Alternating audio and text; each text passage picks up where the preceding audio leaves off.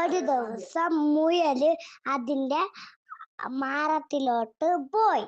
അപ്പം ഒരു ടപ്പോന്ന് വന്ന് ഒരു ശബ്ദം കേട്ടു. അത് തേങ്ങയായിരുന്നു. അപ്പൊ മുയല് പറഞ്ഞു, ആകാശം ഇടിഞ്ഞു വീണേ, ആകാശം ഇടിഞ്ഞു വീണേന്ന് അങ്ങോട്ടും ഇങ്ങോട്ടും ഓടി. അപ്പം ആദ്യം ജിറാഫ് വന്നിട്ട് മുയലിനോട് ചോദിച്ചു, മുയലെ എന്തുവാ പറ്റിയത്? എന്നിട്ട് മുയല് പറഞ്ഞ, ആകാശം ഇടിഞ്ഞു വീണെന്ന്. ആകാശം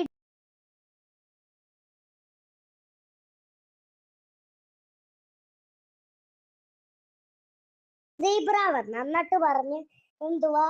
അപ്പൊ മുയല് പറഞ്ഞ്, അയ്യോ ആകാശം ഇടിഞ്ഞു വന്നു. അങ്ങനെ അടുത്ത കാട്ടിലെ രാജാവ് വന്നു.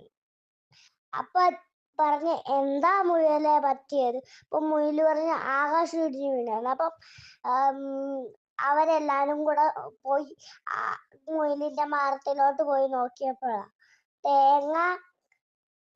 തേങ്ങയായിരുന്നു ഇടിഞ്ഞു വീണെ.